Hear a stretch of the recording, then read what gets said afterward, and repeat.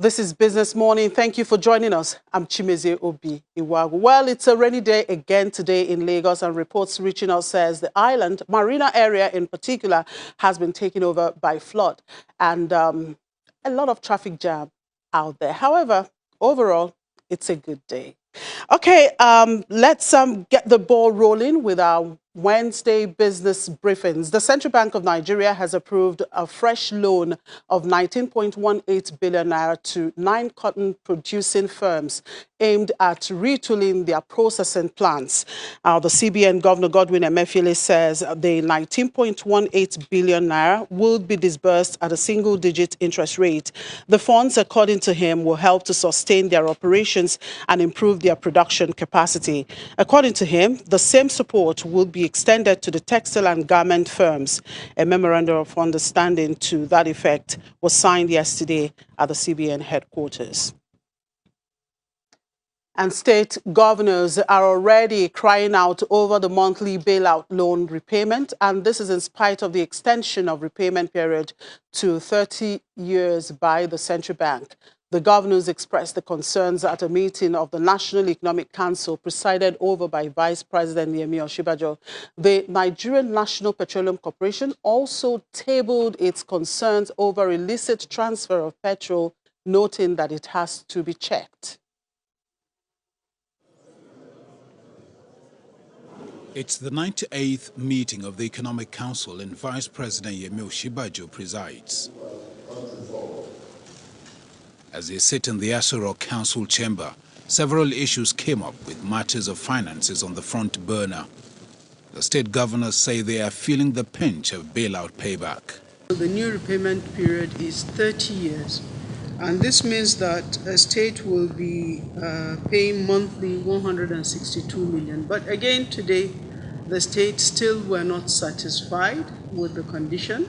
So we're expecting that the Federal Minister of Finance, Budget and National Planning, the Central Bank and the states will engage again with a view of having the Central Bank still further revise the conditions to reduce the monthly repayment burden.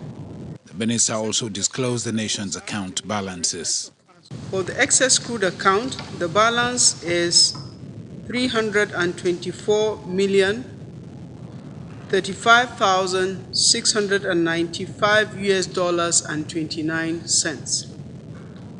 For the stabilization fund account, the balance as at 22nd of October 2019 is 28 billion 560 million 710,624 naira and 55 kobo.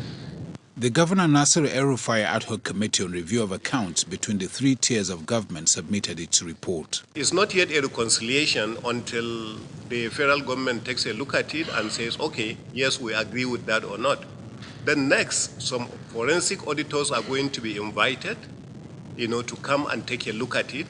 So it is only then that we will be able to say this is how much this is who is owing who and how much it is, either to the federal government or the state government. Meanwhile, the nation's oil company NNPC says there is a lot of diversion and smuggling going on, calling for urgent steps to end the trend. The smuggling of PMS constitutes an illicit trade on petroleum products and presents a significant threat to local, regional economy and national security and stability. On health, the federal government plans to provide basic health needs to 100 million Nigerians. It was emphasized that states should put in effort into revitalizing and providing primary health care functionality. Other matters discussed include the country's race to polio-free certification by June 2020 and the state of the nation's water, sanitation and hygiene. Fielding questions on academic staff union misgivings about the integrated payroll system, IPs, the Minister of Finance says they will continue to dialogue with ASU while maintaining she is duty-bound to implement the President's directive on the matter. From the Presidential Villa, Ibrahim Adra, Channels Television News. All right, let's look at the markets on Tuesday. The equities resumed their downwards trend with the overall market index down by 0.55%. Interestingly, Temple couldn't make it to the NSC today because of that flood out here. He's actually here with me. Temple, how bad was that flood this morning? You weren't finding it funny at all.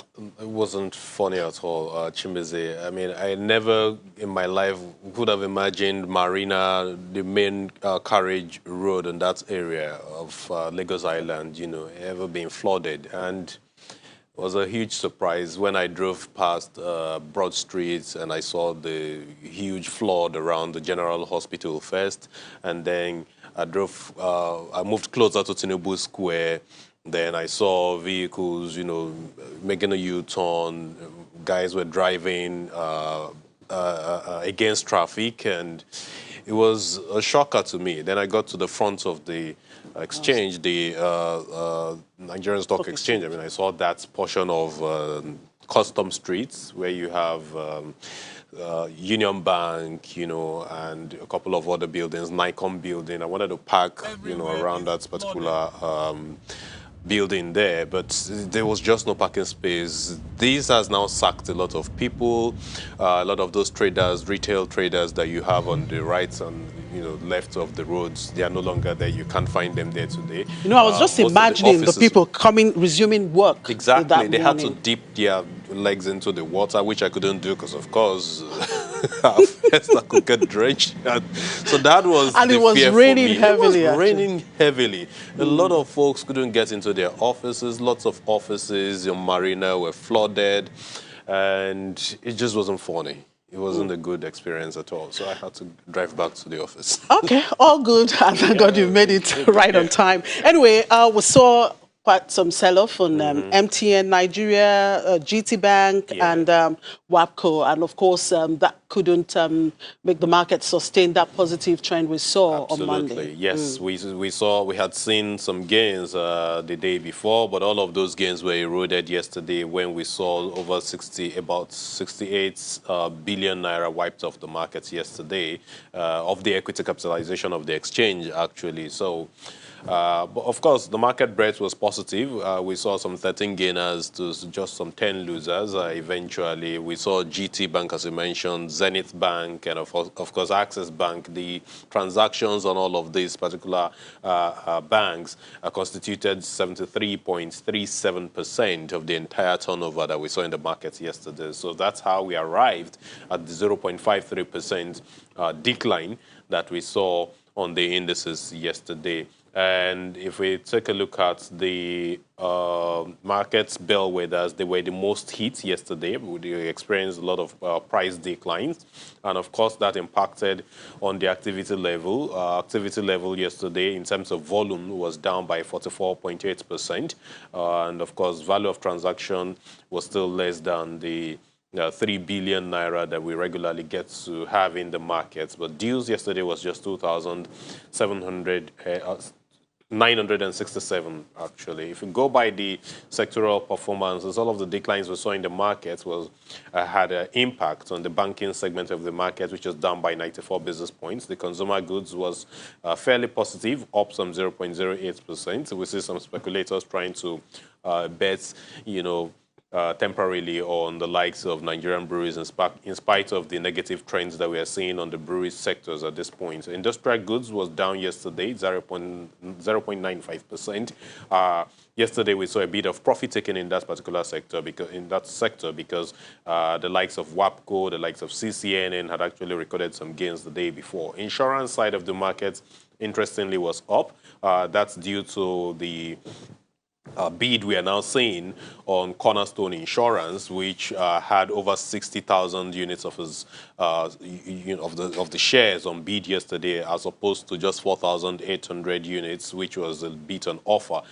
Yesterday's performance of this particular company now, according to Vertiva, stands at 5.95%, which is positive. Oil and gas was where there was a bit of loss again, 0.16%. Investors are really not so interested in the oil and gas sectors. This brings us to the energy stocks, where we had the corn oil, in spite of an impressive numbers churned out yesterday for the 9 months period.